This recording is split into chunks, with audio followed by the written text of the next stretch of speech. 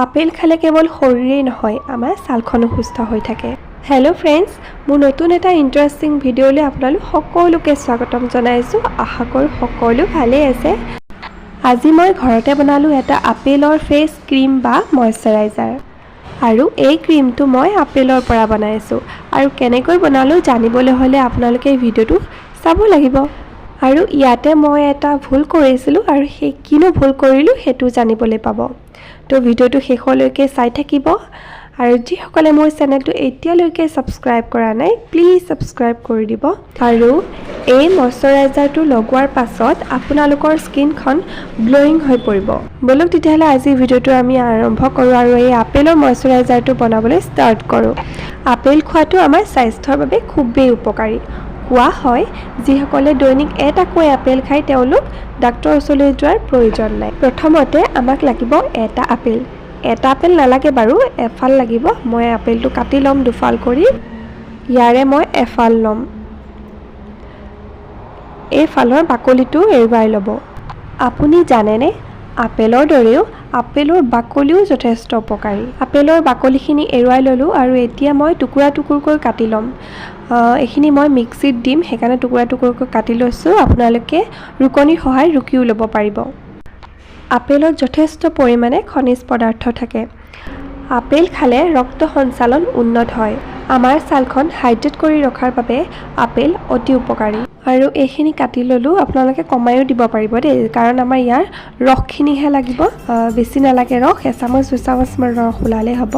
আৰু বস্তু যি দাম আপোনালোকে নষ্ট কৰি বনাব নালাগে। মই মিক্সিত পিচি ল'ম আৰু এয়া পিচি ল'লোঁ। আৰু এতিয়া এইখিনি মই চেকনি এখনৰ সহায়ত মানে ইয়াৰ ৰসখিনি উলিয়াই ল'ম।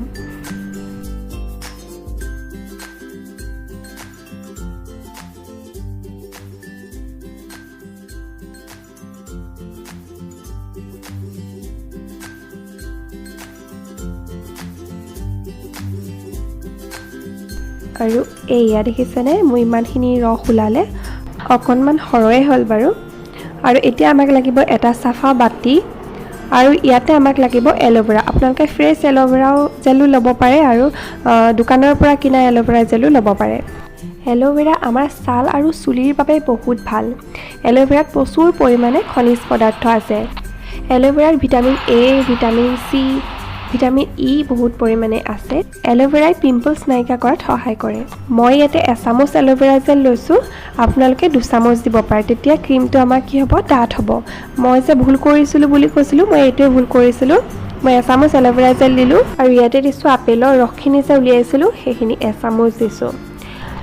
ইয়াতে দিছোঁ গ্লিচাৰিন 3 টোপালমান দি দিছোঁ। আৰু এতিয়া লাগিব এটা ভিটামিন ই কেপচুল। এইটো আপোনালোকে ফাৰ্মেচিতে পাই যাব।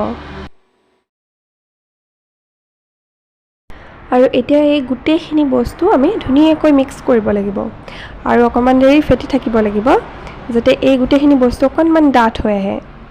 আৰু এয়া দেখিছেনে মই ফেটি ফেটি ধুনীয়াকৈ কালাৰটো চেঞ্জ হ'ল আৰু অকণমান ডাঠ হৈ আহিলে। আৰু যদি মই ইয়াতে এল'ভেৰা জেল দিলোঁ হয় ক্ৰীমটো মোৰ তেতিয়া অকণমান ডাঠ হ'লহেঁতেন। মানে সৰহকৈ যিহেতু বনাই থ'ব নোৱাৰি, এইটো যিহেতু হোমমেড ময়শ্চাৰাইজাৰ হয় সেইকাৰণে সৰহকৈ বনোৱা নাই, আপোনালোকেও সৰহকৈ নবনাব। আৰু মই ইয়াতে এটা টেমা লৈ লৈছোঁ, এইটোতে এতিয়া ভৰাই ল'ম। আৰু এইটো আমাৰ হোমমেড আপেলৰ ময়শ্চাৰাইজাৰ ৰেডি হৈ গ'ল। আপেলত থকা এণ্টি অক্সিডেণ্ট প্ৰপাৰ্টিয়ে আমাৰ স্কিনখন হেল্ডি কৰি ৰাখিব আৰু য়ং হৈ থকাত সহায় কৰিব। এতিয়া মই আপোনালোকক হাততে অকণমান লগাই দেখুৱাইছোঁ। ড্ৰাই স্কিনৰ লোকসকলে এই ময়শ্চাৰাইজাৰটো ইউজ কৰি বহুতেই ভাল ফল পাব। আৰু যিসকলৰ একনি প্ৰব্লেম আছে, ডাৰ্ক স্পট আছে, আৰু এই ক্ৰীমটোৱে আপোনালোকৰ স্কিনখন ধুনীয়াকৈ ময়শ্চাৰাইজ কৰি ৰাখিব। আৰু এই ময়শ্চাৰাইজাৰটো লগোৱাৰ পাছত আপোনালোকৰ স্কিনখন গ্ল'য়িং হৈ পৰিব। আশা কৰোঁ চাই ভাল পালে আৰু ভাল ভাল ভিডিঅ' লৈ আহিবলৈ চেষ্টা কৰিম। আৰু আজিৰ ভিডিঅ'টো মই ইমানতে সামৰণি মাৰিছোঁ।